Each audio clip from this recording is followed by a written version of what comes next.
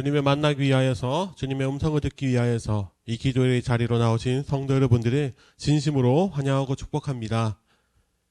오늘 이 시간 찾으실 하나님의 말씀은 열왕기상 20장 말씀입니다.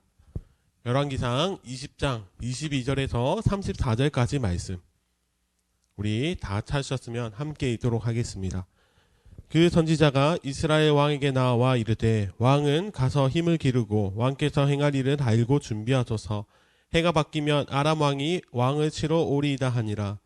아람 왕의 신하들이 왕께 아뢰되 그들의 신은 산의 신이므로 그들이 우리보다 강하였거니와 우리가 만일 평지에서 그들과 싸우면 반드시 그들보다 강하지라. 또 왕은 이 일을 행하실지니 곧 왕들을 제하여 각각 그곳에서 떠나게 하고 그들 대신에 총독들을 두시고 또 왕의 잃어버린 군대와 같은 군대를 왕을 위하여 보충하고 말은 말대로 병거는 병거대로 보충하고 우리가 평지에서 그들과 싸우면 반드시 그들보다 강하리이다. 왕이 그 말을 듣고 그리하니라. 해가 바뀌니 베나다시 아람 사람을 소집하고 아벡으로 올라와서 이스라엘과 싸우려 하매 이스라엘 자손도 소집되어 군량을 받고 마주 나가서 그들 앞에 진영을 치니 이스라엘 자손은 두 무리의 적은 염소떼와 같고 아람 사람은 그 땅에 가득하였더라. 그때 하나님의 사람이 이스라엘 왕에게 나와 말하여 이르되 여호와의 말씀에 아람 사람이 말하기를 여호와는 산의 신이요 골짜기의 신은 아니라 하는도다. 그러므로 내가 이 큰 군대를 다 내 손에 넘기리니 너희는 내가 여호와인 줄을 알리라 하셨나이다 하니라. 진영이 서로 대치한 지 7일이라. 일곱째 날에 접전하여 이스라엘 자손이 하루에 아람 보병 10만 명을 죽이매 그 남은 자는 아벡으로 도망하여 성읍으로 들어갔더니 그 성벽이 그 남은 자 2만 7천 명 위에 무너지고 베나닷은 도망하여 성읍에 이르러 골방으로 들어가니라.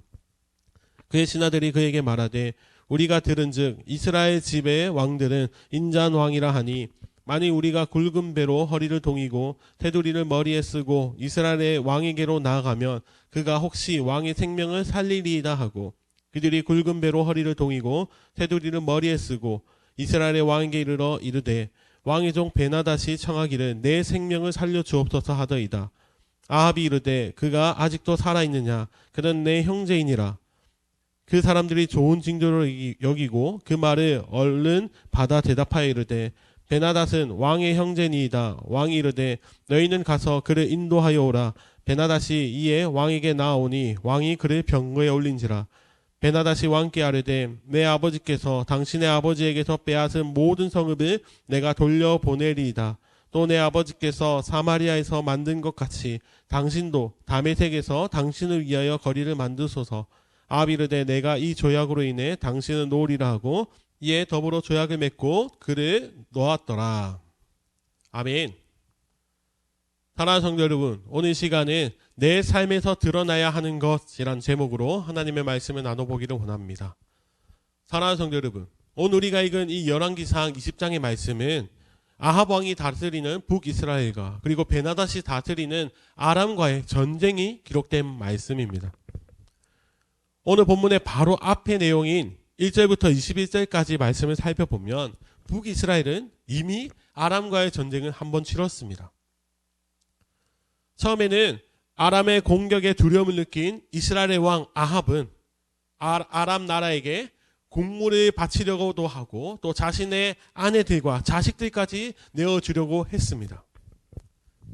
그런데 아합 왕의 이러한 비굴한 모습을 보고 베나닷은 더 많은 것을 요구하자 어쩔 수 없이 아합 왕은 장로들의 말을 듣고 아람과의 전쟁을 선포합니다. 사실 이 전쟁은 승리할 수 없는 전쟁입니다. 병사의 수나 그리고 병거의 숫자만 봐도 엄청난 차이이기 때문에 결코 이길 수 없는 전쟁임에도 불구하고 하나님께서는 이스라엘의 손을 들어주셔서 이스라엘에게 승리를 허락하여 주셨습니다. 그리고 오늘 본문 22절부터의 말씀은 또다시 아람이 이스라엘을 공격한다고 말씀하고 있습니다. 그래서 두 번째 전쟁이 시작되는데요. 이미 아람 왕이 한 번 패배했음에도 불구하고 또다시 전쟁을 준비하는 이유는 군사력이 세고 또 전투를 잘하는 자신의 나라가 당연히 이겨야 하는데 졌기 때문에 그래서 다시 한번 전쟁을 치르려고 합니다. 그래서 아람의 베나다 왕은 두 번째 전쟁을 준비하면서 첫 번째 전쟁에서 진 이유를 찾기 시작했습니다. 그들이 전쟁에서 패배한 이유를 찾다가 보니까 그 결과 자신들이 진 이유가 이스라엘의 신 여호와 하나님 때문이라고 결정지었습니다. 그런데 23절에서는 이렇게 말씀하고 있습니다. 23절입니다. 아람 왕의 신하들이 왕께 아뢰되 그들의 신은 산의 신이므로 그들이 우리보다 강하였거니와 우리가 만일 평지에서 그들과 싸우면 반드시 그들보다 강할지라. 아멘. 아람 사람들이 생각하기에 이스라엘에게 패배한 이유는 그들의 신, 이스라엘 신 여호와가 산의 신이기 때문에. 그래서 우리가 산에서 전쟁을 해서 졌다고 생각을 하였습니다. 그래서 이번에는 우리가 평지에서 싸우면 반드시 이길 것이라 생각을 하였습니다. 아람 사람들이 그동안 하나님에 대한, 여호와 하나님에 대한 소문을 듣기는 들었습니다. 당시 이방 나라의 신들은 많은 신들이 있었습니다. 산의 신, 바다의 신, 물의 신, 많은 신들이 존재했기에 하나님도 그런 신들 중에 한 분으로 생각을 했습니다. 그러나 우리 하나님은 그런 분이 아니십니다. 우리 하나님은 만군의 여호와시며 그리고 온 세상을 창조하시고 다스리시는 유일하신 여호와 하나님이십니다. 그래서 하나님께서는 하나님의 사람을 통하여 아합 왕에게 이렇게 말씀하십니다. 28절 말씀입니다. 그때 하나님의 사람이 이스라엘 왕에게 나와 말하여 이르되 여호와의 말씀에 아람 사람이 말하기를 여호와는 산의 신이요 골짜기의 신은 아니라 하는도다. 그러므로 내가 이 큰 군대를 다 내 손에 넘기리니 너희는 내가 여호와인 줄을 알리라 하셨나이다 하니라. 아멘. 그래서 하나님께서는 두 번째 전쟁의 승리도 이스라엘에게 돌아가도록 하셨습니다. 하나님의 살아계심을 아람 나라에게 다시 한번 알리셨습니다. 사랑하는 성도 여러분, 구약에 기록된 많은 전쟁의 말씀들을 읽어보면 하나같이 우리에게 동일하게 말씀하시는 것이 있습니다. 그것이 무엇이냐면 전쟁은 하나님의 손에 달려 있다는 것입니다. 아말렉 전투나 여호수아서에 나오는 여리고성 전투, 인간이 계산하면 답이 안 나오는 전투이지만 하나님께서 하시면 승리할 수 있습니다. 오히려 아이성 전투처럼 인간이 계산하는 전쟁을 다 패배하고 맙니다. 그리고 하나님께서는 하나님의 살아계심을 오늘 본문 말씀에 아람 사람에게만 보여주신 것이 아니라 이스라엘 백성들에게도 다시 한번 보여주십니다. 하나님께서 그들과 함께 하신다는 것을 이 전쟁을 통해서 다시 한번 깨닫게 해 주셨습니다.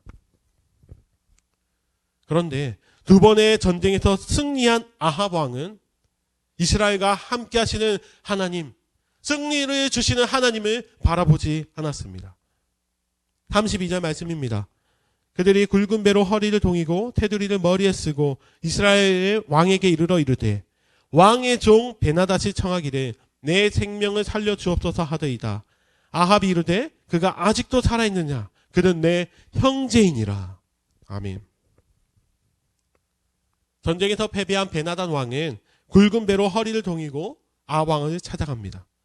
그래서 목숨을 구걸하는데, 그런데 32절 마지막 절에 기록되어 있듯이 아합 왕은 베나단 왕을 보고 내 형제여라고 합니다. 이방 나라 왕에게 지금 형제라고 말하며 그를 용서하여 줍니다. 베나단 왕이 자신의 아버지가 빼앗았던 성들을 다 돌려주고 그리고 다메섹에 아합 왕을 위한 거리를 만들려고 합니다. 그리고 그렇게 아합 왕을 띄워주자 아합 왕은 그들을 용서하고 그들과 조약을 맺고 돌려보냅니다. 사랑하는 성도 여러분, 우리가 이 본문 말씀을 통하여서 기억해야 할 것이 있습니다.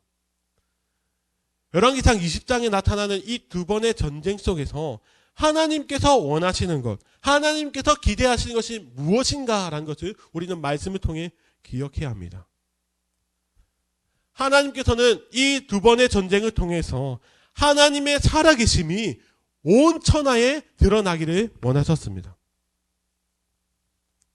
그런데 이스라엘의 왕 아합은 하나님의 살아계심이 나타나야 하는 자리에 하나님이 아니라 오히려 자신을 드러내기 시작했습니다.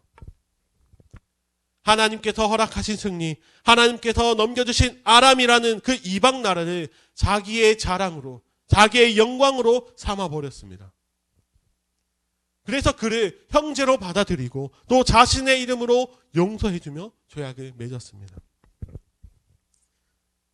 그들은 그 귀한 영광의 자리에서 하나님의 영광을 드러내지 않고 자신의 영광을 드러내버렸습니다. 사랑하는 성도 여러분, 우리가 하루를 시작할 때에 이 말씀을 온전히 기억하기를 원합니다. 우리의 인생도 마찬가지입니다. 우리가 인생을 살아가는 동안 내 인생 속에서 나타나야 하는 것이 무엇입니까? 우리는 연약한 우리의 삶을 통해서 나의 이름과 나의 자랑, 나의 영광이 아니라 내 삶을 붙드시고 그런 연약한 삶을 주님의 뜻대로 이끌어 가시는 하나님의 살아계심과 그리고 죽을 수밖에 없었던 이 죄인을 구원하신 예수 그리스도의 은혜만이 우리의 인생 속에 내 삶의 자리에서 나타나야 합니다. 그것이 하나님께서 내 인생을 통해서 원하시는 것입니다. 사랑하는 성도 여러분, 우리가 이 말씀을 가지고 하루를 시작합니다. 제가 이 시간 말씀을 마치면서 간절히 소원하는 것은 우리가 살아가는 이 삶을 통하여서 내 이름, 내 자랑, 내 영광이 아닌 하나님의 이름을 드러내고 내 삶에 나타나시는 하나님의 살아계심을 높여드리며 그렇게 살아가는 하나님의 백성다운 삶을 살아가기를 원합니다. 그리고 죽을 수밖에 없었던 우리가 하나님의 그 크신 은혜 예수 그리스도로 말미암아 우리가 다시 살아갈 수 있다는 것, 구원받았다는 그것을 이 인생 속에서 나타내며 정말 주님의 영광과 그 은혜만 드러내며 살아가는 그런 참된 그리스도인의 삶을 살아가는 우리 모두가 되기를, 정말 주님께서 기뻐하시는 주님의 뜻만 나타나는 귀한 인생을 살아가는 우리 모두가 되시기를 예수님의 이름으로 간절히 축원합니다. 아멘. 이 시간 함께 말씀을 기억하시면서 통성으로 기도하기 원합니다. 하나님, 내 인생 속에서는 혹시 나의 자랑, 나의 이름만 나타나지는 않았습니까? 주님, 언제나 내 삶을 붙들어 주시는 하나님의 살아계심을 드러내는 주의 백성다운 삶을 살아가게 해주시고 또 무엇보다 이 죄 많은 인생, 죽을 수밖에 없었던 우리를 은혜로 권하신 예수 그리스도의 은혜만 전하는 우리가 되게 하게 해달라고, 그리고 이 시간 우리가 가지고 있는 많은 기도의 제목을 가지고 시간 주님 앞에 기도하며 나가기 원합니다. 기도하겠습니다.